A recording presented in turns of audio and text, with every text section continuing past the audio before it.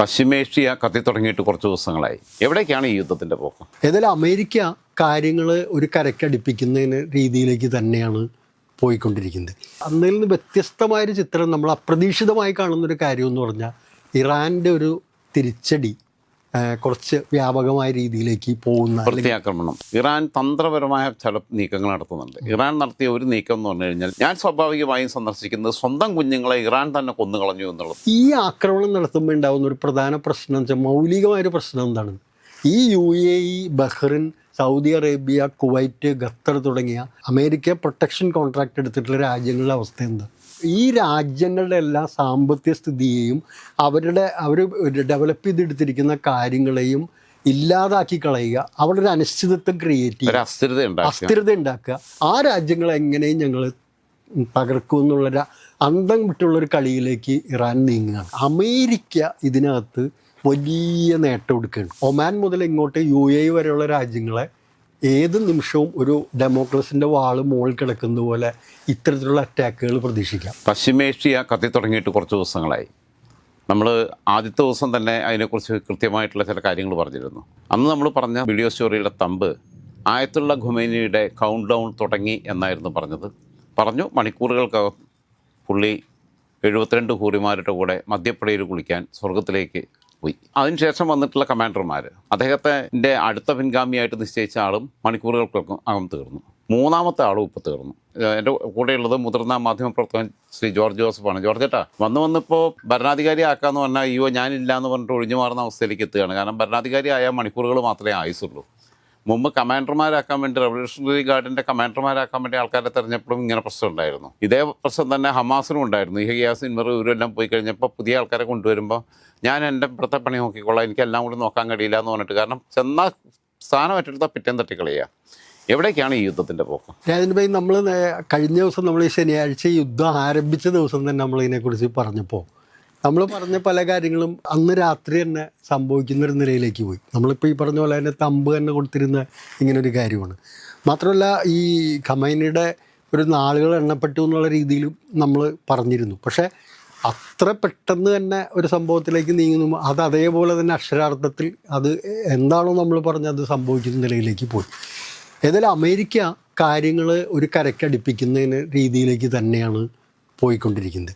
പക്ഷേ ഇത് ഈ നമ്മൾ അന്നിൽ നിന്ന് വ്യത്യസ്തമായൊരു ചിത്രം നമ്മൾ അപ്രതീക്ഷിതമായി കാണുന്നൊരു കാര്യം എന്ന് പറഞ്ഞാൽ, ഇറാൻ്റെ ഒരു തിരിച്ചടി കുറച്ച് വ്യാപകമായ രീതിയിലേക്ക് പോകുന്ന പ്രത്യാക്രമണത്തിലേക്ക് വരുന്നതിന് മുമ്പ് എനിക്കൊരു കാര്യം ചോദിക്കാനുള്ളത്, ഇറാൻ തന്ത്രപരമായ ചില നീക്കങ്ങൾ നടത്തുന്നുണ്ട്. ഇറാൻ നടത്തിയ ഒരു നീക്കം എന്ന് പറഞ്ഞു കഴിഞ്ഞാൽ, ഇറാനിലെ ഒരു സ്കൂളിൽ ഇസ്രായേൽ ബോംബിട്ട് കുറേ കുട്ടികൾ കൊല ചെയ്യപ്പെട്ടു എന്നുള്ള വാർത്ത പുറത്തേക്ക് വന്നു.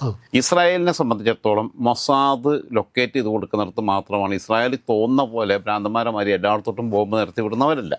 അവർ മൊസാദ് ടാർഗറ്റ് ചെയ്ത് കൊടുക്കുന്നവർക്ക് നമുക്കറിയാം. യഹ്യ സിൻവറിനെ തീർത്തത് എങ്ങനെയാണെന്നറിയാം. ഒസാമ ബിൻ ലാദനെ അമേരിക്കയ്ക്ക് തീർക്കാൻ വേണ്ടി ലൊക്കേറ്റ് ചെയ്ത് കൊടുത്തത് എങ്ങനെയാണെന്നറിയാം. ഒരു സിവിലിയൻ്റെ ചോര പോലും പൊടിയാതെയാണ്. അപ്പോൾ ഒരിക്കലും ഒരു അബദ്ധം ഒരു സ്കൂളിലേക്ക് ബോംബിട്ട് പിഞ്ചു കുഞ്ഞുങ്ങളെ കഴിഞ്ഞാൽ യുദ്ധത്തിനെതിരായിട്ടുള്ള വലിയ വികാരം ലോകവ്യാപകമായി ഉണ്ടാവും. അത് ആംനസ്റ്റി ഇൻ്റർനാഷണലും ഐക്യരാഷ്ട്രസഭയും വരെ ഇടപെടുമെന്ന് കൃത്യമായി ബോധ്യമുള്ള മൊസാദും ഇസ്രായേലും അങ്ങനെ ശ്രമത്തിന് പോവില്ല. ഞാൻ സ്വാഭാവികമായും സന്ദർശിക്കുന്നത് സ്വന്തം കുഞ്ഞുങ്ങളെ ഇറാൻ തന്നെ കൊന്നുകളഞ്ഞു എന്നുള്ളത്. കാരണം നമ്മൾ മനസ്സിലാക്കേണ്ട കാര്യമുണ്ട്, സ്വന്തം കുഞ്ഞുങ്ങളെ കൊന്നുകളയുന്ന ചരിത്രം താലിബാൻ്റെ ചരിത്രം തൊട്ടുണ്ട്. പിന്നെ മലാലയെ വെടിവെച്ചത് എന്തിനാ? സ്കൂളിൽ പോകുന്നതിനെ വെടിവെച്ചത്. അതേപോലെ തന്നെ 2022 സെപ്റ്റംബർ മാസത്തിൽ മഹ്സ അമീനി എന്ന് പറയുന്ന പെൺകുട്ടിയെ, ആ പെൺകുട്ടിയുടെ ശിരോവസ്ത്രം ഒന്ന് മാറിപ്പോയതിനാണ് ആ കുട്ടിയെ ക്രൂരമായി കൊന്നുകളഞ്ഞത്. അന്ന് ആണ് ഇറാനിലെ തെരുവുകളിൽ സ്ത്രീകൾ സമരത്തിനിറങ്ങുന്നത്, ഏറ്റവും സ്ട്രോങ് ആയിട്ടുള്ള സമരം കണ്ടത്. സ്ത്രീ ജീവിതം സ്വാതന്ത്ര്യം എന്ന മുദ്രാവാക്യം വിളിച്ചുകൊണ്ടാണ് ശിരോവസ്ത്രം പരസ്യമായി കത്തിച്ചുകൊണ്ട് യുവതികളാണ് രംഗത്തിറങ്ങിയിട്ടുള്ളത്. അപ്പം ഈ സംഭവങ്ങളൊക്കെ അവിടെ നിൽക്കുന്നുണ്ട്. കൊമേനിൻ്റെ പോസ്റ്റർ എന്ന് കയറി സ്ത്രീകളാണ് കയറുന്നത്. ഇതിനോട് സമാനമായി നമുക്ക് ആലോചിക്കേണ്ടത് ഈ ഇസ്ലാമിക തീവ്രവാദത്തിൻ്റെ റാഡിക്കൽ ഇസ്ലാം ഗ്രൂപ്പുകളുടെ പലപ്പോഴുമുള്ള ആയുധം ഇരവാദം പറയും. അവർ സ്വന്തം ആൾക്കാരെ കൊന്നിട്ടാണെങ്കിലും പ്രശ്നമാണ്. ഇവർ കിനാലൂരിലെ സമരം നടന്നപ്പം, ഗെയിൽ പൈപ്പിൻ്റെ എതിരായിട്ടുള്ള സമരം നടന്നപ്പോൾ റോട്ടിൽ ഇരുന്ന് നിസ്കരിക്കാൻ വേറെ സ്ഥലമില്ലാണ്ടല്ല, സ്ത്രീകളെയും കുഞ്ഞുങ്ങളെയും മുമ്പിൽ നിർത്തും. അതിന് പോലീസിൻ്റെ ഒരു ലാത്തിചാർജ് ഉണ്ടായിക്കഴിഞ്ഞാൽ ഈ സ്ത്രീകൾക്കും കുഞ്ഞുങ്ങൾക്കും പരിക്ക് പറ്റും. എന്നിട്ട് ഇത് പറഞ്ഞിട്ട് വൈകാരികമായി ഒരു തീവ്രത കത്തിക്കും. പോലീസ് പിഞ്ചു കുഞ്ഞുങ്ങളെ ആക്രമിച്ചു, സ്ത്രീകളെ ആക്രമിച്ചു എന്നുള്ളത് വേണ്ട.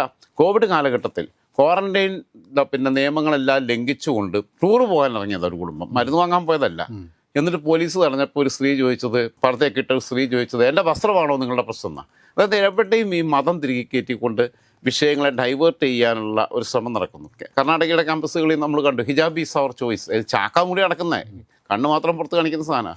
അപ്പം ഇങ്ങനെ പോകുമ്പം ഇറാൻ സ്വന്തം കുഞ്ഞുങ്ങളെപ്പോലും ആ സ്കൂളിനകത്ത് ബോംബിട്ട് കൊന്ന് അത് ഇവരുടെ തലയിൽ കെട്ടിവെക്കുകയും അങ്ങനെ ലോകവ്യാപകമായ ഒരു പ്രതിഷേധം ഉണ്ടാക്കിയെടുക്കാൻ, ഇവർക്ക് അനുകൂലമായ ഒരു സഹതാപതരം ഉണ്ടാക്കിയെടുക്കാൻ ഉള്ള ശ്രമം നടത്തിയതാണെന്ന് സംശയിച്ചു കഴിഞ്ഞാൽ കുറ്റം പറയാൻ പറ്റുമോ? അല്ല, അത് അങ്ങനെ എന്ന് പറഞ്ഞാൽ ഇപ്പോൾ രാജൻ പറഞ്ഞതുപോലെ തന്നെ ഈ വളരെ പ്രിസൈസ് ആയിട്ടുള്ള ആക്രമണം തന്നെയാണ് ഈ ഇസ്രായേൽ നടത്തുക. അതിൽ യാതൊരു സംശയവുമില്ല. അവരൊരു ടാർഗറ്റ് ചെയ്തിട്ടുണ്ട്, കൃത്യമായ ആ ടാർഗറ്റിൽ തന്നെ അതിൽ തെറ്റുപറ്റാറുമില്ല. പക്ഷേ അത്തരത്തിൽ ഒരു ഇരവാദം ഉന്നയിക്കാൻ വേണ്ടിയിട്ട് ഇങ്ങനെ ഒരു സംഭവം നടത്തി ഈ ഘട്ടത്തിൽ നടത്തിയെന്ന് പറഞ്ഞിട്ടുണ്ടെങ്കിൽ അത് അത്രത്തോളം നമുക്ക് അങ്ങനെ ഒരു വാദം ഉന്നയിക്കുന്നവർക്ക് വേണമെങ്കിൽ നമുക്ക് അത് ചെയ്യാം. പക്ഷേ ഈ പറഞ്ഞതുപോലെ പ്രിസിഷനോടുള്ള അറ്റാക്ക് നടത്തുന്നതിൽ ചിലപ്പോൾ മിസ്റ്റേക്കുകൾ പറ്റാം. ഈ ഗസയിൽ ആക്രമണത്തിൻ്റെ സമയത്ത് ഇസ്രായേലിൻ്റെ ഒട്ടേറെ ആക്രമണങ്ങൾ അങ്ങനെയാണെന്നുണ്ടെങ്കിൽ ഇങ്ങനെ തിരിച്ചു നമ്മൾ പറയേണ്ടി വരും, ഇവർ അറ്റാക്ക് നടത്താൻ സാധ്യതയുള്ള സ്ഥലത്തേക്ക് കുഞ്ഞുങ്ങളെ കൊണ്ടൊന്ന് ഷിഫ്റ്റ് ചെയ്ത് വെച്ചു എന്ന് പറയേണ്ടി വരും. അല്ല, ഇപ്പൊ ഗസയിൽ നമ്മൾ എടുക്കുകയാണെങ്കിൽ ആശുപത്രി ഉൾപ്പെടെ അല്ല, അത് മനുഷ്യകവചം തീർക്കുക എന്ന് പറയുന്ന എല്ലാ യുദ്ധമുഖത്തും എല്ലാ സമരരംഗത്തും ഒക്കെ നടക്കുന്ന ലോക ചരിത്രത്തിൽ പല സംഭവങ്ങളും നമുക്ക് അങ്ങനെ ചൂണ്ടിക്കാണിക്കാനുണ്ട്. പക്ഷേ ഇപ്പോൾ ഗസയിൽ നടന്ന ആക്രമണം നമ്മൾ എടുക്കുമ്പോൾ ഇസ്രായേൽ പലപ്പോഴും ചെയ്തിട്ടുള്ള ബോംബിങ്ങും കാര്യങ്ങളും ഒക്കെ ആശുപത്രികളും അതുപോലെ ജനവാസ കേന്ദ്രങ്ങളും സിവിലിയൻ കേന്ദ്രങ്ങളും ഒക്കെ ആക്രമിക്കുന്ന രീതി ആദ്യഘട്ടത്തിലുണ്ടായിരുന്നില്ല, പിന്നീട് അതിലേക്ക് മാറുന്നതിന് പിന്നിലെ കാരണം ഉണ്ടായിരുന്നു. എന്താണെന്ന് വെച്ച് കഴിഞ്ഞാൽ അവിടെ ഞാൻ പറഞ്ഞതിൻ്റെ കീ ഇഷ്യൂ എന്ന് പറയുന്നത് അവിടെ നിൽക്കുന്നത് ഹോസ്പിറ്റലുകളുടെ എല്ലാം അടിയിൽ ബങ്കറുകളുണ്ട്. ഹോസ്പിറ്റലുകൾ എന്ന് പറയുന്നത് രോഗികളെ പരിചരിക്കാനുള്ള ഒരു കേന്ദ്രം എന്നതിനപ്പുറത്തേക്ക് തീവ്രവാദികളുടെ ഷെൽട്ടർ കൂടിയാക്കിയിട്ട് അത് ഉപയോഗിച്ചു.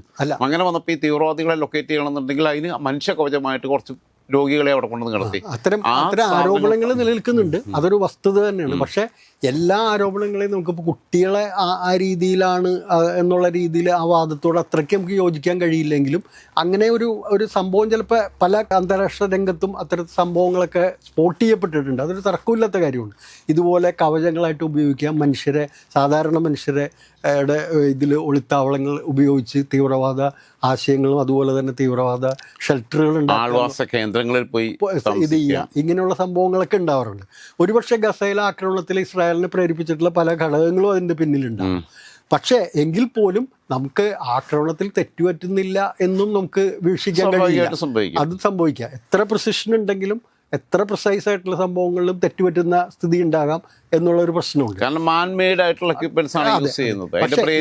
ഇപ്പം നമ്മൾ ഇതിനകത്ത് നമ്മൾ കാണേണ്ട ഒരു കാര്യം എന്ന് വെച്ചാൽ ഇപ്പം നമ്മൾ ഈ യുദ്ധം എങ്ങോട്ടാണ് പരിണമിക്കുന്നത് എന്നുള്ളതാണ് അതിനകത്ത് ഏറ്റവും കാതലായിട്ടുള്ളൊരു വിഷയം. ഇപ്പോൾ സംഭവിച്ചിട്ടുള്ളൊരു ടേൺ എന്ന് പറഞ്ഞിട്ടുണ്ടെങ്കിൽ അമേരിക്കയുടെ ഗൾഫ് മേഖലയിലെ 19 US മിലിറ്ററി ബേസുകളിൽ ആണ് ഇറാൻ ആക്രമണം നടത്തിയിരിക്കുന്നത്. ഈ ആക്രമണം നടത്തുമ്പോൾ ഉണ്ടാകുന്ന ഒരു പ്രധാന പ്രശ്നം എന്ന് വെച്ചാൽ മൗലികമായൊരു പ്രശ്നം എന്താണ്? ഈ UAE, Bahrain, Saudi Arabia, Kuwait, Qatar തുടങ്ങിയ അമേരിക്ക പ്രൊട്ടക്ഷൻ കോൺട്രാക്റ്റ് എടുത്തിട്ടുള്ള രാജ്യങ്ങളുടെ അവസ്ഥ എന്താ? ആ രാജ്യങ്ങളെ എന്ത് ചെയ്യാനായിട്ട് അമേരിക്കയ്ക്ക് കഴിഞ്ഞു എന്നുള്ളത് ഒരു പ്രധാനപ്പെട്ട ഒരു ചോദ്യം ഉയരുകയാണ്. അവിടേക്ക് ബോംബുകൾ വർഷിക്കപ്പെടുന്നു, അവിടേക്ക് മിസൈലുകൾ വരുന്നു, ഡ്രോണുകൾ വരുന്നു, ആളുകൾ കൊല്ലപ്പെടുന്നു. നമ്പർ കുറവാണോ എന്നുള്ളതാണ് മാത്രമുള്ളൊരു പ്രശ്നം. പക്ഷേ ആ രാജ്യങ്ങൾ അരക്ഷിതാവസ്ഥയിലാണ്, അനിശ്ചിതത്വത്തിലേക്കാണെന്നുള്ളൊരു പ്രതീതി ലോകത്തിന് മുമ്പിലേക്ക് സൃഷ്ടിക്കപ്പെടുന്നുണ്ട്. ഈവൻ അമേരിക്ക പ്രൊട്ടക്ഷൻ കൊടുക്കുന്ന ഒരു സാഹചര്യത്തിലും അങ്ങനെ അല്ല എന്ന് പറയുന്നു. ഇപ്പം ദുബായ് തന്നെ ഇവിടെ എടുക്കുക. ലോകത്തെ ഇൻവെസ്റ്റ്മെൻറ്റിൻ്റെ, പ്രത്യേകിച്ച് കള്ളപ്പണത്തിൻ്റെയും മറ്റു കാര്യങ്ങളിലെ ഇൻവെസ്റ്റ്മെൻറ്റിൻ്റെ ഒക്കെ ഒരു ഹബ്ബായിട്ട് ദുബായ് സമീപകാലത്ത് മാറിയിട്ടുണ്ട്, ലോകത്തിൻ്റെ എക്കണോമിക് ക്യാപിറ്റലാണ് എന്നുള്ള രീതിയിലേക്ക്. പക്ഷേ ഇപ്പോൾ ദുബായ് സുരക്ഷിതമല്ല എന്നുള്ളൊരവസ്ഥയിലേക്ക്, ഈവൻ അമേരിക്കയുടെ സൈനിക സാന്നിധ്യം അവിടെ ഉണ്ടായിട്ട് പോലും സുരക്ഷിതമല്ല, ഏത് നിമിഷവും ഇത്തരത്തിലുള്ള കാര്യങ്ങൾ വരാം എന്നുള്ളൊരവസ്ഥ വരുന്നത് നാളെ UAE ഉൾപ്പെടെയുള്ള ഇപ്പോൾ സൗദി അരാംകോ അതിനകത്ത് തന്നെ സംഭവിക്കുന്നൊരു കാര്യം, ഇറാനെ സംബന്ധിച്ചിടത്തോളം ഇവിടുന്ന് അങ്ങോട്ടുള്ള ആക്രമണം എല്ലാം പ്രിസൈസ്ഡാണ്. പക്ഷെ അവർക്ക് അങ്ങനെ പ്രിസൈസ്ഡായിട്ട് ലൊക്കേറ്റ് ചെയ്തിട്ടുള്ള ആക്രമണത്തിന് പറ്റുന്നില്ല. കാരണം അവരുടെ ഒരു കോർഡിനേഷൻ ഇല്ല. അവരുടെ കമാൻഡർമാർ ഓരോരുത്തർ ഒരാൾ രാവിലെ കമാൻഡർ ആവുന്നു, ഉച്ചയാകുമ്പോൾ അവൻ തീർന്നു, ഉച്ചയ്ക്ക് വേറെ കമാൻഡർ ചുമതല എടുക്കുന്നു, വൈകുന്നേരം ആകുമ്പോൾ അവൻ്റെ വെടിയും തീർന്നു, അടുത്ത ആളെ ആക്കുകയാണ്. ആരാ പുതിയ കമാൻഡർ എന്നുള്ളത് പോലും വാർഫീൽഡിൽ നിൽക്കുന്ന ആൾക്കാർക്ക് അറിയുന്നില്ല. കാരണം അവിടുത്തെ കമ്മ്യൂണിക്കേഷൻ മേഖലകൾ മുഴുവൻ തകരാറുകളായിട്ടുണ്ടാവും. ഈ സമയത്ത് കൈ കാണുന്നിടത്തെല്ലാം നിൽക്കുക, കാണുന്നവരെല്ലാം. അതായത് മേളിൽ നിന്ന് ഒരു ഇൻസ്ട്രക്ഷൻ കൊടുത്തിട്ട് അത് കൃത്യമായിട്ട് ഇംപ്ലിമെൻ്റ് ചെയ്യുന്ന ആ ഒരു ഹയറാർക്കി സിസ്റ്റം മിലിറ്ററിക്കകത്തുള്ള സംവിധാനം എല്ലാ രാജ്യത്തിനും അതുണ്ട്. ആ സാധനം തകരാറിലാകുകയും ഇതൊരു വല്ലാതെ ആകെ കൊളാപ്സ്ഡ് ആയിട്ട് കിടക്കുകയും ചെയ്യുന്ന സമയത്ത് ജോർജേട്ടൻ്റെ അടുത്ത് കുറച്ചൊക്കെ ഇപ്പോഴത്തെ കുറച്ച് സാധനങ്ങളുണ്ട്, കുറച്ച് കണ്ണത്തിൻ്റെ ഭക്ഷണം ജോർജേട്ടൻ്റെ എടുത്തിട്ട് ജോർജേട്ടൻ അത് ബഹറിലേക്ക് പോകുന്നതാണോ ഒമാനിലേക്ക് വന്നോ നോക്കുന്നില്ല, കാണുന്നിടത്ത് മുഴുവൻ പിടിച്ച് നിൽക്കുക, ഞാനും പിടിച്ച് നിൽക്കുക. ഇതാണ് സംഭവിച്ചത്. അത് തന്നെയാണ് ഇറാൻ അതായത് വാർ കോർഡിനേഷൻ എന്ന് പറയുന്ന അവരുടെ കയ്യിൽ നിന്ന് പോയി. ഇല്ല, ഇറാൻ ഉദ്ദേശിക്കുന്ന ആ സംഭവം തന്നെയാണ്. കാരണം അമേരിക്കൻ ബേസ് ആയിട്ടുള്ള അമേരിക്കൻ പക്ഷത്ത് നിൽക്കുന്ന ഇറാനെതിരെ നിൽക്കുന്ന എല്ലാ രാജ്യങ്ങളെയും കാണിച്ചു കൊടുക്കുക. ഇതാണ് അത് ഇത്രയും നാൾ അവർ കണ്ടിരുന്ന ഒരു സാഹചര്യം അല്ല ഇന്ന് ഈ GCC കൺട്രീസിലുള്ളത്, ഗൾഫ് മേഖലയിൽ ഇന്ന് കാണുന്നത്. അത് തന്നെയാണ് ഇറാൻ ഉദ്ദേശിക്കുന്നത്. എല്ലാ രാജ്യവും ഉദ്ദേശിക്കുന്നത് പറയാൻ പറ്റും. ഇപ്പൊ ഞാൻ പറയട്ടെ, ഇപ്പോ ഈ നമ്മുടെ ഓപ്പറേഷൻ സിന്ദൂറിന്റെ സമയത്ത് ഇന്ത്യക്കെതിരെ രാജ്ഭായ് പറഞ്ഞ കാര്യം കറക്റ്റാണ്. കോർഡിനേഷന്റെ അഭാവവും, എങ്ങനെ അറ്റാക്ക് ചെയ്യണം, പ്ലാൻഡ് ആയിട്ടുള്ള അതുണ്ട്. പക്ഷെ ഉദ്ദേശിക്കുന്നത് ഈ രാജ്യങ്ങളുടെ എല്ലാ സാമ്പത്തിക സ്ഥിതിയെയും അവർ ഡെവലപ്പ് ചെയ്തെടുത്തിരിക്കുന്ന കാര്യങ്ങളെയും ഇല്ലാതാക്കി കളയുക, അവിടെ ഒരു അനിശ്ചിതത്വം ക്രിയേറ്റ് ചെയ്യുക, അസ്ഥിരത ഉണ്ടാക്കുക, സ്റ്റെബിലൈസ്ഡ് ആയിട്ടുള്ള ഒരു ഇക്കോണമി ആയിട്ട് നിന്നിരുന്ന കാര്യങ്ങളെ ഡീസ്റ്റെബിലൈസ് ചെയ്യുക, അവിടേക്ക് ഇൻവെസ്റ്റ്. ഈവൻ ഖത്തറാണെങ്കിൽ പിന്നെ ഗ്യാസ് മൈനിങ് നിർത്തി വെച്ചു. ലോകത്തിന്റെ ഗ്യാസിന്റെ ഏറ്റവും വലിയ മൊണോപ്പൊളി ഖത്തറിനാണ്. ഈവൻ യൂറോപ്പ് പോലും അവരെ ഡിപ്പെൻഡ് ചെയ്ത് നിൽക്കുന്ന ആളുകളാണ്. യൂറോപ്പിൽ ഇപ്പൊ 50% ഗ്യാസാണ്, വില ഉയർന്നിരിക്കുന്നു. അത് വലിയൊരു പ്രശ്നത്തിലേക്ക് പോകുന്ന ഒരു സ്ഥിതിയുണ്ട്. അപ്പൊ ഇതെല്ലാം കാണിക്കുന്നത് ഈ രാജ്യങ്ങളെ, ഞങ്ങൾക്കെതിരായിട്ട് നിൽക്കുന്ന രാജ്യങ്ങളെ ഞങ്ങൾ കാണിച്ചു തരാം, കാണിച്ചു തരാന്ന് പറയുമ്പോഴും അതും അവിടെ അവരുടെ വാർ സ്ട്രാറ്റജി പാളിപ്പോയി എന്നുള്ളതാണ്. കാരണം ഇവര് അമേരിക്കൻ ബേസുകൾ മാത്രം ആക്രമിച്ചിരുന്നെങ്കിൽ ഓക്കെ ആയിരുന്നു. അമേരിക്കൻ ബേസുകൾ ആക്രമിക്കാതെ മറ്റു രാജ്യങ്ങളുടെ എംബസികൾ ആക്രമിക്കുക, മറ്റു രാജ്യങ്ങളുടെ കാണുന്ന സിവിലിയൻസിന് പരിക്ക് പറ്റുന്ന രീതിയിലേക്ക് വന്നപ്പം ഇപ്പം എന്താണെന്ന് വെച്ച് കഴിഞ്ഞാൽ ഈ വെളുക്കാൻ തേച്ചത് പാണ്ടായി എന്ന് പറഞ്ഞ രീതിയിലേക്ക് ആയി തീർന്നു. കാരണം ഇവർക്കെതിരായിട്ട് ഒരു സഖ്യ കക്ഷി മുന്നണി ഉണ്ടാവുകയും ഐക്യരാഷ്ട്രസഭയിൽ പോലും ഇറാൻ ഇഷ്ടപ്പെടുകയും ചെയ്യുന്ന റഷ്യ മാത്രമേ ഉള്ളവർക്ക് വേണ്ടി ഇപ്പൊ കരയാൻ വേറെ ആരുമില്ല. പിന്നെ അസർബൈജാൻ കരഞ്ഞിട്ട് കാര്യമില്ല, തുർക്കിയും. പിന്നെ തുർക്കി രംഗത്ത് വന്നിട്ടുണ്ട്, എർദോഗൻ തന്നെ അവരെ പിന്തുണയ്ക്കുന്നു. അടുത്ത കൗണ്ട് ഡൗൺ തുർക്കിയെടുത്ത് തുടങ്ങുന്നുള്ളത് ഉറപ്പുവരുത്താം. കാരണം തുർക്കിയും അസർബൈജാനും എടുത്തിട്ടുള്ള ഒരു നിലപാട് നമ്മൾ ആലോചിക്കണം. ഓപ്പറേഷൻ സിന്ദൂറിന്റെ സമയത്ത് ലോകം മുഴുവൻ നമ്മുടെ കൂടെ നിന്നപ്പം, പശ്ചിമേഷ്യ മുഴുവൻ നമ്മുടെ കൂടെ നിന്നപ്പം, അഫ്ഗാനിസ്ഥാൻ വരെ നമ്മുടെ കൂടെ നിന്നപ്പോൾ പാകിസ്ഥാനകത്തുള്ള പിന്നെ POK പാക് ഒക്കുപ്പൈഡ് കാശ്മീരിലുള്ള ജനങ്ങൾ നമുക്ക് അനുകൂലമായിട്ട് മുദ്രാവാക്യം വിളിക്കുമ്പം ഈ അസർബൈജാൻ അടുത്തൊന്നുമില്ല. അവരുടെ അടുത്ത് പിന്നെ മറ്റേ കമ്പിത്തിരിയും പൂത്തിരിയും ഓലപ്പടക്കമൊക്കെ ഉള്ളൂ. അവരും തുർക്കി പിന്നെ കുറെ ഡ്രോണും കൊടുത്തു. ആ ഡ്രോണൊന്നും ഇങ്ങോട്ട് എത്തിയതുമില്ല. ആ ഡ്രോണിൻ്റെയൊക്കെ മാർക്കറ്റിംഗ് കഴിഞ്ഞു അതോടുകൂടി. കാരണം ഇനി ആരും പൈസ കൊടുത്ത് മേടിക്കില്ല. അപ്പം ഇവർ പരസ്യമായിട്ട് പാകിസ്ഥാന് പിന്തുണ പ്രഖ്യാപിച്ചത്. ലോകത്ത് വേറൊരു രാജ്യങ്ങളും പ്രഖ്യാപിച്ചില്ല. ബാക്കിയുള്ളവരെല്ലാം ഇന്ത്യ കൺവിൻസ് ചെയ്തു. അപ്പോൾ ഇന്ത്യ ഇപ്പോൾ എടുത്തിട്ടുള്ള സമീപനം, കഴിഞ്ഞ ദിവസം എടുത്തിട്ടുള്ളത് ഈ വിഷയത്തിനകത്ത് UAE, സൗദി, ബഹ്റിൻ, ഒമാൻ, പിന്നെ ഖത്തർ പിന്നെ ഭരണാധികാരികളുമായിട്ട്, ഇസ്രായേലിൻ്റെ ബെഞ്ചമിൻ നെതന്യാഹു ഉൾപ്പെടെയുള്ള ഭരണാധികാരികളുമായിട്ട് ഇന്ത്യയുടെ പ്രധാനമന്ത്രി സംസാരിക്കുന്നു, അവരുടെ ഐക്യദാർഢ്യം പ്രഖ്യാപിക്കുന്നു, അവിടെയുള്ള ഇന്ത്യൻ പ്രവാസികളെ അവർ വേണ്ട പോലെ പരിഗണിക്കുകയും നോക്കുകയും ചെയ്യുന്നതിനുള്ള നന്ദി അറിയിക്കുന്നു. പക്ഷേ ഇറാൻ ഇതുവരെ വിളിച്ചിട്ടില്ല. ഇറാനിലെ പിന്നെ ഇപ്പൊ ആരെയും വിളിക്കേണ്ടെന്നുള്ളതും കൺഫ്യൂഷൻ. കാരണം ആരെയും വിളിക്കാൻ പറ്റാത്ത, കാരണം വിളിക്കുമ്പോഴത്തേക്ക് ആ പ്രസിഡന്റ് മാറും. പിന്നെ ഇവര് നമ്പറും ഉണ്ടാവില്ല, പേജറും ഉണ്ടാവില്ല, ഒന്നും ഉണ്ടാവില്ല. ഇതിനകത്ത് വന്നൊരു പ്രശ്നം രാജനോ, പ്രശ്നം വരുന്നത് എന്താ വെച്ചിട്ടുണ്ടെങ്കിൽ ഈ പറയുന്ന ഇറാൻ്റെ അകത്ത് ഇപ്പോൾ നേരത്തെ ഉണ്ടായിരുന്ന മതപരമായൊരു അവരെ ചേർത്ത് നിൽക്കുന്ന ഒരു മതത്തിൻ്റെ വലിയൊരു ത്രെഡ് ഉണ്ട്, പ്രത്യേകിച്ച് ഷിയ മുസ്ലിം കമ്മ്യൂണിറ്റി എന്ന് പറയും.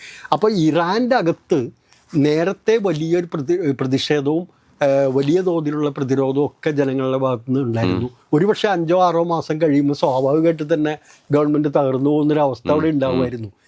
പക്ഷെ അത് മാറിയിട്ട്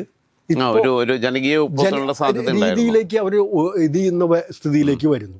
ഈ പ്രശ്നം ആണ് അവരെ ഏകോപിപ്പിച്ചുകൊണ്ട് ഒരു ലീഡർഷിപ്പ് ഇല്ലെങ്കിലും, ഒരു ഹൈറാർക്കി ഇല്ലെങ്കിലും, ഒരു കൃത്യമായൊരു പ്ലാൻ ഇല്ലെങ്കിലും എങ്ങനെയും ഈ ഇപ്പുറത്ത് നിൽക്കുന്ന അമേരിക്കൻ പക്ഷത്ത് നിൽക്കുന്ന, അമേരിക്കയുടെ സഹായത്തോടെ സമ്പന്നമായി ജീവിക്കുന്ന ഈ രാജ്യങ്ങളെ ഒരു തരത്തിൽ വേണമെങ്കിൽ അസൂയ എന്ന് വേണമെങ്കിലും വരെ പറയാൻ പറ്റും. ആ രാജ്യങ്ങളെ എങ്ങനെയും ഞങ്ങൾ തകർക്കും എന്നുള്ളൊരു അന്തം വിട്ടുള്ളൊരു കളിയിലേക്ക് ഇറാൻ നീങ്ങുകയാണ്.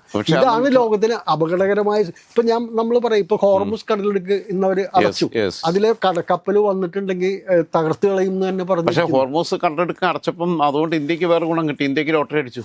ഇന്ത്യ വീണ്ടും റഷ്യന്ന് ക്രൂഡ് മേടിക്കാൻ തുടങ്ങി. റഷ്യയുടെ അടുത്തുനിന്ന് എണ്ണ മേടിക്കാതിരിക്കാൻ ഇനി പറ്റില്ല. ഇനി അമേരിക്കയ്ക്കും പറ്റില്ല.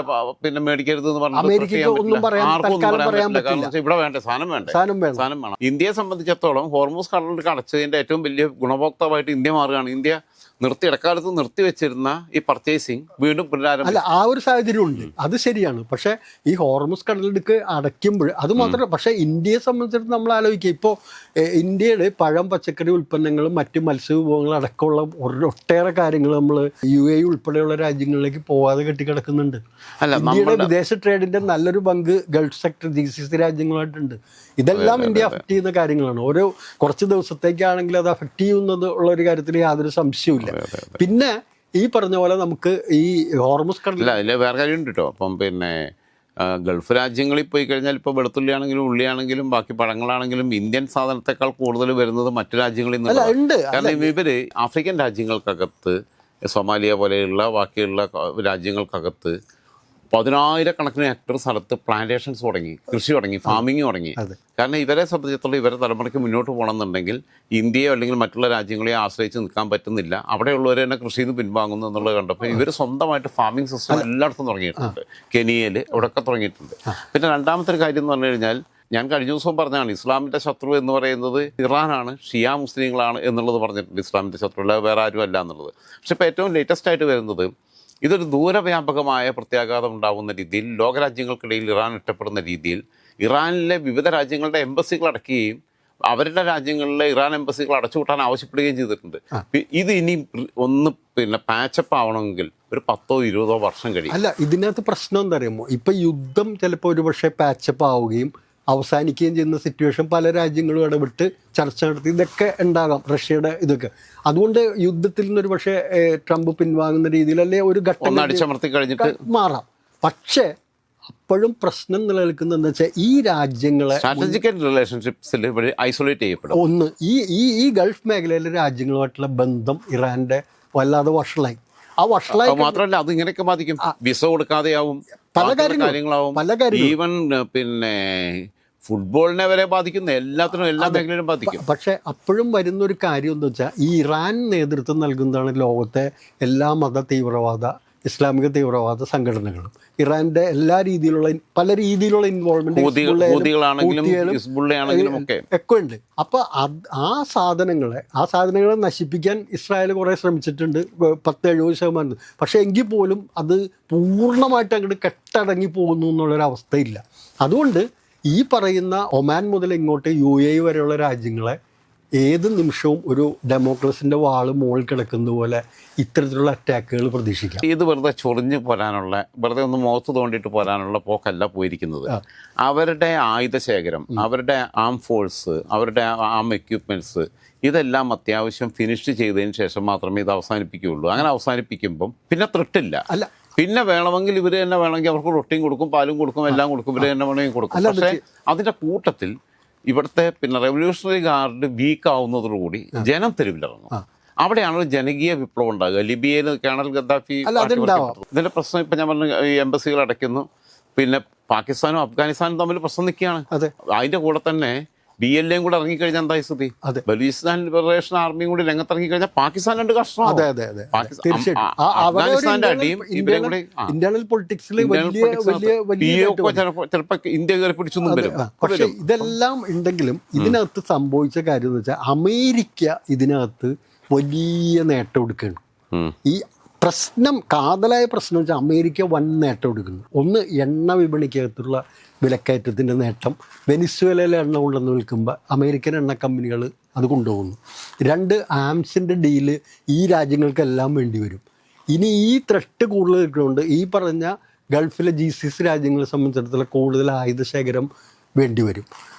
മറ്റൊന്ന്, ഇതുപോലെ ഈ ഇറാനിൽ ഈ നേരത്തെ ഗൾഫിലെ ആർമി ബേസുകൾ ഇല്ലാത്ത രാജ്യങ്ങളുണ്ടെങ്കിൽ അവരോട് അമേരിക്കൻ ആർമി ബേസ് വേണമെന്ന് ആവശ്യപ്പെടുന്ന സ്ഥിതിയിൽ, കാരണം അവരുടെ ഇന്റേണൽ സെക്യൂരിറ്റിക്ക് വേണ്ടിയിട്ട്. പിന്നെ അതുകൂടാതെ ഈ പറഞ്ഞ ഒരു ഭരണമാറ്റം ഉണ്ടായി കഴിയുന്ന സമയത്ത് ഈ ഗസയിൽ കണ്ടതുപോലെ തന്നെ മറ്റൊരു ഇറാനെ പുനഃസൃഷ്ടിക്കുന്ന റീബിൽഡ് ഇറാൻ എന്ന് പറയുന്ന ഒരു പ്രോജക്റ്റിനകത്ത് അമേരിക്കൻ കമ്പനികളുടെ കയ്യിലേക്ക് പോകുന്ന സ്ഥിതിയിലേക്ക്. അതുകൊണ്ട് ഏത് രീതിയിൽ നമ്മൾ ഞാൻ അതിലേക്ക് പോകുന്നുണ്ട്. വ്യാപാരം കൂടി ഇപ്പം ഇന്നിപ്പോൾ സംഭവിച്ചിട്ടുള്ള കാര്യം, ഒന്ന് ഈ ആം എക്യുപ്മെന്റ് കൊടുക്കുമ്പോൾ നമ്മൾ കഴിഞ്ഞ ദിവസം പറഞ്ഞത് ഈ സാധനം ഉപയോഗിക്കാൻ അറിയില്ല. ഈ നമ്മൾ ചിലത് പറയുന്ന പാർലമെന്ററി, എന്നാലും വേറെ ഉദാഹരണം പറയും, മർമാണി വിദഗ്ധം കല്യാണം കഴിച്ച പോലെയാണ്. മർമാണി വിദഗ്ധം കല്യാണം കഴിച്ചു കഴിഞ്ഞാൽ ആദ്യ രാത്രിയിൽ എത്തിക്കഴിഞ്ഞപ്പോൾ ഭാര്യ എവിടെയും തൊടാൻ പറ്റില്ല, കാരണം എല്ലാം മർമ്മ എന്ന് പറഞ്ഞ പോലെ തന്നെ ഇവന്മാർക്ക് ഇപ്പോൾ ഒരു വിഷയത്തിനകത്ത് പിന്നെ ഒരു ഡിസിഷൻ എടുക്കാൻ പറ്റുന്നില്ല എന്നുള്ളൊരു പ്രശ്നമുണ്ട് പിന്നെ ഇറാനെ സംബന്ധിച്ചിടത്തോളം. കാരണം ഇറാനെ സംബന്ധിച്ച് ഡിസിഷൻ എടുക്കാൻ പറഞ്ഞാൽ കളക്റ്റീവ് ഒപ്പീനിയൻ ഉണ്ടാവുന്നില്ല. ഇവരുടെ ഇടയിൽ കോൺഫറൻസ് പോലും നടക്കുന്നില്ല. വീഡിയോ കോൺഫറൻസ് നടന്നു കഴിഞ്ഞാൽ അപ്പോൾ ലൊക്കേറ്റ് ചെയ്യും റഡാർ, അവിടെ വന്നിട്ട് ബോംബിടും. അപ്പോൾ ഇവർ തമ്മിൽ ഇതിപ്പം നേരിട്ട് കാണുന്നില്ല. കമ്മ്യൂണിക്കേഷൻ സംവിധാനങ്ങളാകെ തകർന്നു കഴിഞ്ഞു. ഈ കമ്മ്യൂണിക്കേഷൻ ഗ്യാപ്പ് എന്ന് പറയുന്നത് വലിയ പ്രശ്നമാണ്. അതായത് ജോർജ് ഏട്ടനൊരു കമാൻഡറാണ്, ഞാനൊരു കമാൻഡറാണ്. നമുക്ക് ഒരുമിച്ചിരുന്ന് പ്ലാൻ ചെയ്തിട്ട് അറ്റാക്ക് പ്ലാൻ ചെയ്യാൻ പറ്റുന്നില്ല. ജോർജ് ഏട്ടൻ പഠിക്കാൻ എന്തൊക്കെയോ ചെയ്യുന്നു, ഞാൻ എൻ്റെ പഠിക്കാൻ എന്തൊക്കെയോ ചെയ്യുന്നു. ഇത് സ്കാറ്റേഡ് ആയി പോവുകയാണ്. സ്കാറ്റേഡ് ആയി പോകുമ്പം ജനം തെരുവിലിറങ്ങും എന്നുള്ളതാണ് ഞാൻ പ്രതീക്ഷിക്കുന്നത്. ജനം തെരുവിലിറങ്ങി കേണൽ ഗദ്ദാഫിയെ കെട്ടിക്കൊണ്ടുപോയതുപോലെ റവല്യൂഷണറി ഗാർഡിനൊക്കെ വണ്ടിയിലെ പുറകിൽ കെട്ടി വലിച്ചു കൊണ്ടുപോകുന്ന ഒരു കാഴ്ചയിലേക്ക് പോകാൻ സാധ്യതയുണ്ടെന്ന് ഞാൻ പറയാൻ കാരണം മറ്റൊന്ന് ഓസീസിനെ ആക്രമിച്ചിട്ടുണ്ടെന്ന് ഇറാൻ. ഓസ്ട്രേലിയ പൊതുവെ സൈലൻ്റായിട്ട് നിൽക്കുന്നതാണ്. ഓസീസിനെ ആക്രമിക്കുമ്പം ഓസീസിനെ ആക്രമിച്ചു കഴിഞ്ഞാൽ ഓസീസ് രംഗത്തേക്ക് ഇറങ്ങും. ഓസീസ് രംഗത്തേക്ക് ഇറങ്ങി കഴിഞ്ഞാൽ ന്യൂസിലാൻഡ് ഇറങ്ങും. അങ്ങനെ വരുമ്പോൾ സ്കാൻഡിനേവിയൻ കൺട്രീസ് വരെ ഇതിനകത്ത് അവർക്ക് വലിയ ഫോഴ്സ് ഒന്നുമില്ല. പക്ഷേ അവർ വരെ ഇവരെ ഐസൊലേറ്റ് ചെയ്യും. മാത്രമല്ല ഇവർക്ക് ഈ ഇറാനികൾക്ക് പല ഗൾഫ് രാജ്യങ്ങളിലും നല്ല ബിസിനസ്സും കാര്യങ്ങളൊക്കെ ഉണ്ടായിരുന്നല്ലോ. ഇഷ്ടംപോലെ ഇറാനി ഷോപ്പുകൾ, ഇറാനി മാർക്കറ്റ്, ഖത്തറിലൊക്കെ ഇറാനി മാർക്കറ്റ് ഉണ്ട്, ഇറാനി സൂക്കുണ്ട്. ഇവിടെയൊക്കെ ഉള്ളവരുണ്ട്. ഇവരുടെയൊക്കെ വിസ വരെ തീവ്രവാദ ആഭിമുഖ്യമുള്ളവരുടെ വിസ വരെ ക്യാൻസൽ ചെയ്യപ്പെടുകയും ഡിപ്പോർട്ട് ചെയ്യപ്പെടുകയും ചെയ്യുന്ന സ്ഥിതി എത്തും.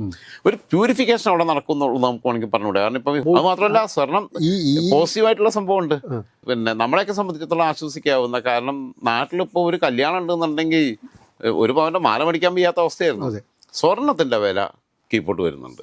സ്വർണത്തിന് അലുമിനിയത്തിന്റെ വിലയുള്ള കാലം ഉണ്ടാവണമെന്ന് എൻ്റെ അഭിപ്രായം. അതൊരു ടെമ്പററി ആയിട്ടുള്ളൊരു കാര്യമാണ്. ഇതെല്ലാം ഈ പറഞ്ഞ മാറ്റങ്ങൾ ഉണ്ടാക്കുന്നതിന് കുറച്ചും കൂടെ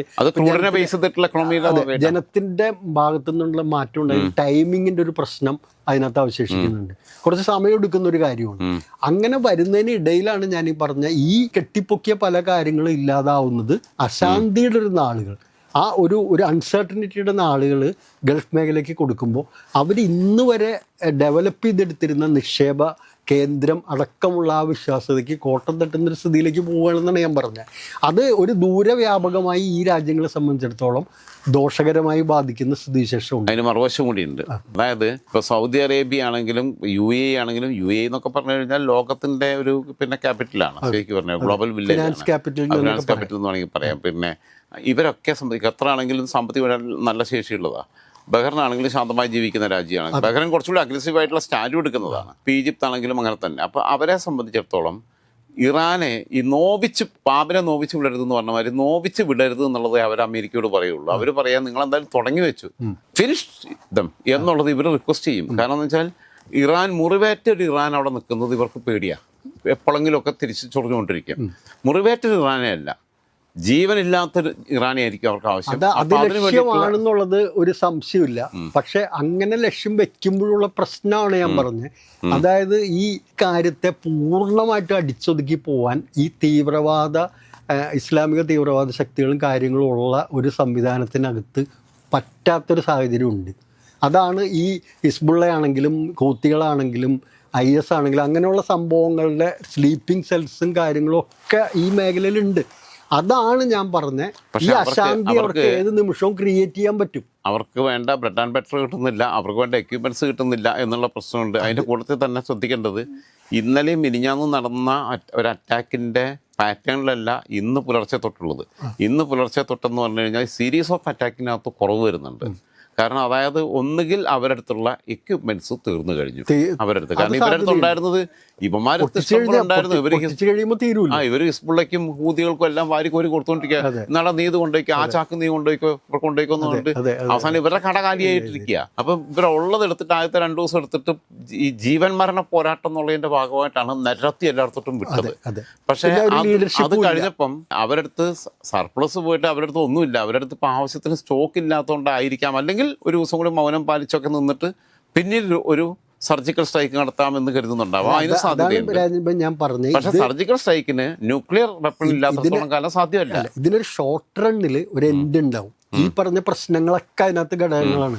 ഇറാനെ സംബന്ധിച്ചിടത്തോളം ചിലപ്പോൾ ആക്രമണം നിർത്തേണ്ടി വരും, അവരുടെ അടുത്തുള്ള സാധനങ്ങൾ തീർന്നു പോകും.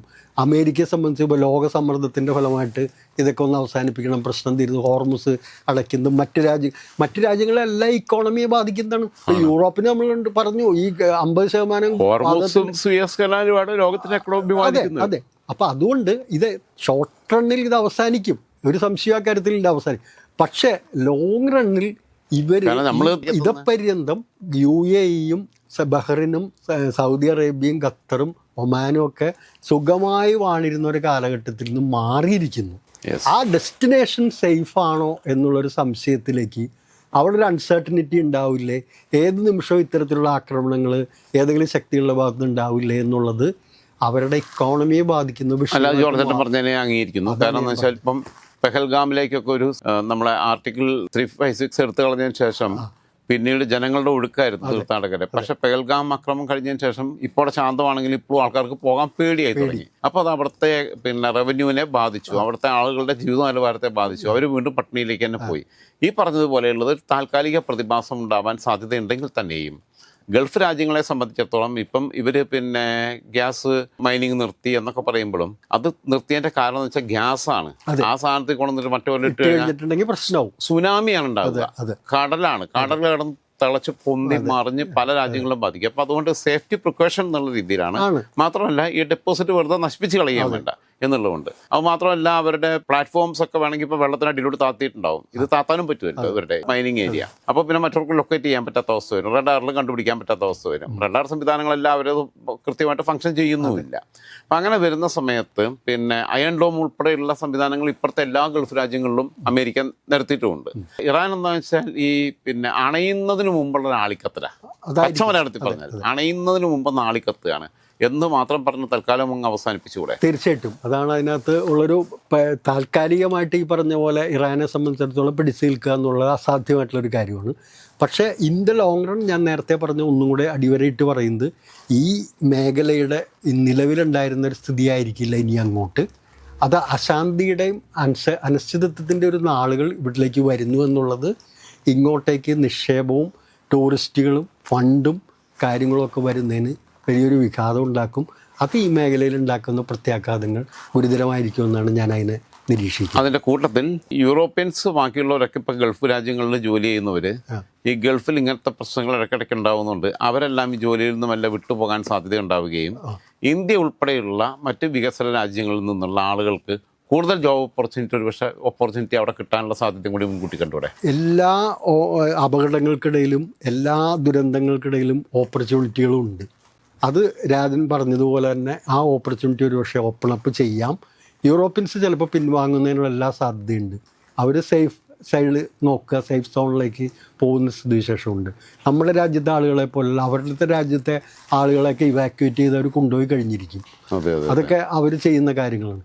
അപ്പോൾ ഈ ഒരു സാധ്യത കാരണം വെച്ചാൽ അവർക്ക് ഇവാക്യുവേറ്റ് ചെയ്യാൻ പറ്റുന്ന നമ്പർ ഓഫ് സിറ്റിസൺസ് എന്ന് പറയുന്ന അത്രയേ ഉള്ളൂ. നമുക്ക് ഇവാക്യുവേറ്റ് ചെയ്യാൻ പറ്റുന്നതല്ല. നമുക്ക് 100 ഫ്ലൈറ്റ് വിട്ടിട്ടും കാര്യമില്ല. അപ്പോൾ എന്തായിരുന്നാലും നമുക്ക് തൽക്കാലം ഇങ്ങനെ പറഞ്ഞ് അവസാനിപ്പിക്കാം. നമുക്ക് അടുത്ത ദിവസം വീണ്ടും ഇരിക്കാം. എന്തായിരുന്നാലും അണയുന്നതിന് മുമ്പുള്ള ഒരാളിക്കത്തലാണ് ഇറാൻ ഇപ്പോൾ നടത്തിക്കൊണ്ടിരിക്കുന്നത് എന്ന് പറഞ്ഞങ്ങ് അവസാനിപ്പിക്കാം.